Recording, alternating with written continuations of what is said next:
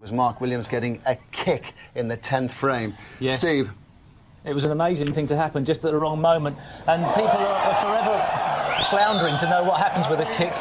Some people think it's chalk dust, some people think it's actually static electricity, the cue ball rolling around the table on the cloth all the time, building up a massive charge of static electricity.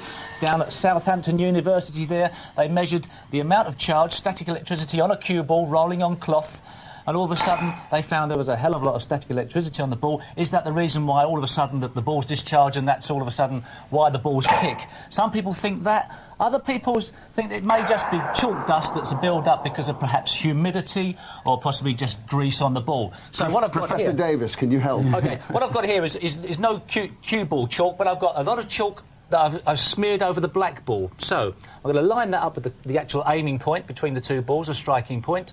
This is the sound a normal ball would make when it hits a ball. Mr. Pot. No, as usual. What's new? But this, got a jacket on. But this is the sound and what happens to the ball when it contacts with chalk in the way. A different sound and a different direction. I think that the chalk dust is really the prime cause, but I know, John, you've got different ideas. Yeah, I'm a static camp man. I honestly think that the static on the ball is charged. We play on very, very fine cloths here, and you don't need to have too many deep screw shots before the ball becomes charged and it gives off. I firmly believe that certain amounts of shots have got chalk involved. But, you know, these cloths... when I started playing, the cloths on the tables in the old days had big, thick naps, and you never used to get it. Not happy with that? You never used to get a kick in the club. Chalk. You'd never get a kick in the club. Well, there's no more destructive shot to a player's break building than getting a kick. Various theories abound, of course, chalk, dust, static electricity. But what actually happens, Steve, when you do get a kick? Well, certainly chalk dust can be a problem, and I've loaded up this object ball here with some chalk so that the actual contact point is right in line with the place I'm going to hit. And what happens is, not only does the chalk dust in between sometimes mess up the line of the object ball so you can miss the pot, especially on an angled shot, but it can actually destroy the spin of the cue ball, so you can play bad positional shots even if you actually pot the ball. So I'm going to play a shot here with top spin. I'm going to try and run the cue ball forward, but the kick is going to stop, really, the forward momentum of the cue ball. Well, if you were in any doubt what happens after a kick, look at this. How high does that cue ball go off the bed of the table? And it also stops the speed. Watch it. After impact, straight up in the air, and it takes all the momentum out of the ball. Amazing.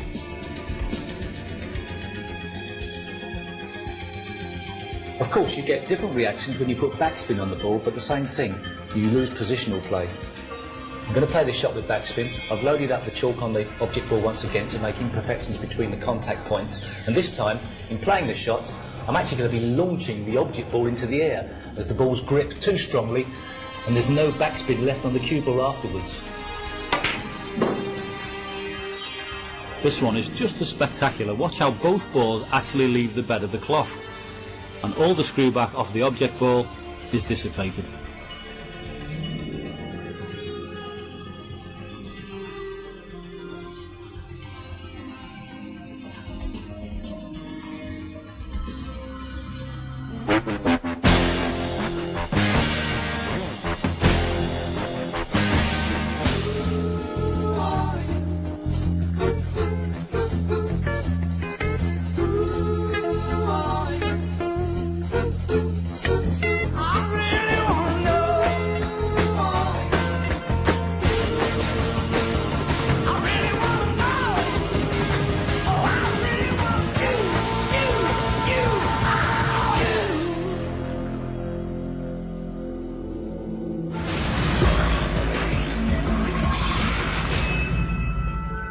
My name is Bob Ledger.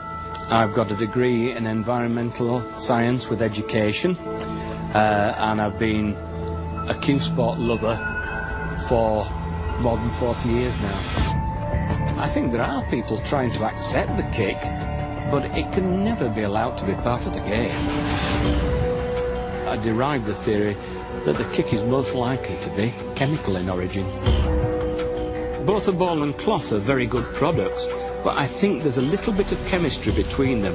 There's this minuscule amount of oil from the ball, and I also think at the cropping stage we're getting oil on the cloth.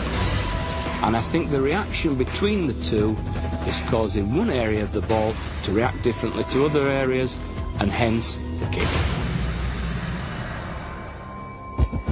Bob the chemist isn't the only man to come up with a theory. Mr. Chalk was the first to talk. Kicks are caused by dirt, dust, grease, microscopically small bits of debris adhering to one or other of the balls. It was a good lead, but we needed more proof. The case took a different turn when a lab in Southampton took the investigation in a new direction. Yes, I think some deviation due to electrostatic forces is possible. We don't know if it's probable as yet. Well, the electrostatic charging is an imbalance, really, of positive and negative charges on a surface. Now, that imbalance can arise due to frictional rubbing or just by simple contact. An example of charging, then, is the motion of a billiard ball along a billiard table. Both charge up. So, 3 theories, but not enough proof for a conviction. Bob the chemist, though, has some corroborating material from a man with some real forensic expertise. I'm Peter Lee. I work here at the University of Leeds in the Mechanical Engineering Department, specialising in tribology. Tribology is the study of lubrication, friction and wear and how they interact with one another. Bob found us and just came to us to discuss with us the possibility of looking at his theory with him. Oh, Peter? Oh, yeah. Yes, Initially taking one snooker ball which was just dusted down, and then again we've done the same after it's been cleaned with ethanol. You can pick up small flaws in the surface, cracks, scratches, even the particle of dust on the surface, or oil that might be on there as well. We looked at the surface before it was cleaned with ethanol, it had more peaks on it, and afterwards it had less peaks. In very simple terms, yes, you can be making the surface of the ball more smooth, yes. I'm convinced about my theory. I've been on with it a long time now. What I'd like to do next is come out of the laboratory and go somewhere really practical, and I couldn't think of anywhere better than the Crucible. I'm going to have to simulate a kickless hooker ride, perhaps.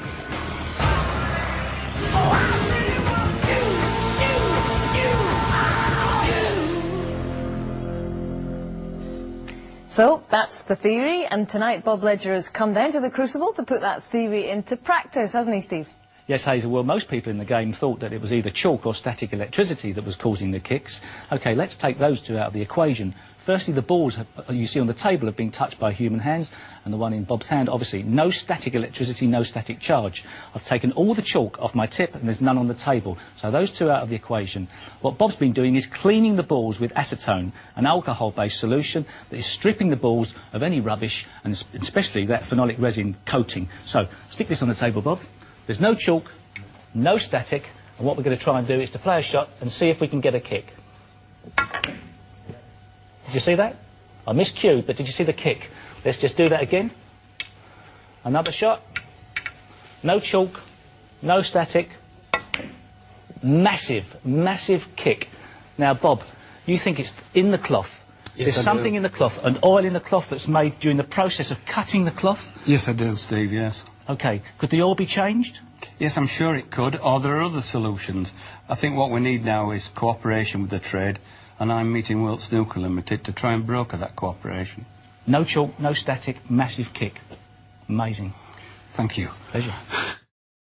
What causes a kick, and John Parrott, can anything be done to prevent them? Well, there's various theories on kicks with chalk between the balls and static electricity off the cloths and everything, but I could answer, but I certainly know a man who can. Dr. Davis is over here. I see. Yes, Lee, yes, really it's an increasing friction between the two balls, and obviously these two balls, as we hit each other, they look smooth, but under a microscope they're not. And I've just got a sort of example here. We've got a fantastic cake shop here in the Winter Gardens. Here they are. They're lovely, aren't they? You see the surface of this ball? This is a ball, not a cake, with all the crinkles on it. Imagine, under a microscope, two snooker balls hitting each other. Snooker balls are always spinning, revolving in a direction. Here's one ball spinning, and as it gets close to the other ball, when they touch each other, that spinning effect grips this one. If there's an increase in friction, this gripping effect will effectively be magnified. So this ball will come off differently. They could be spinning in this direction as well. They could be spinning like this, and when one ball hits this way with top spin or back spin, this ball then grips and jumps off the table. So often you see with a backspin shot, when this cue ball goes towards this ball, and it's backspin, and all of a sudden it jumps the red ball, which is this one, but doesn't look so red, off the table. So be aware of the fact that always the balls or cakes are spinning.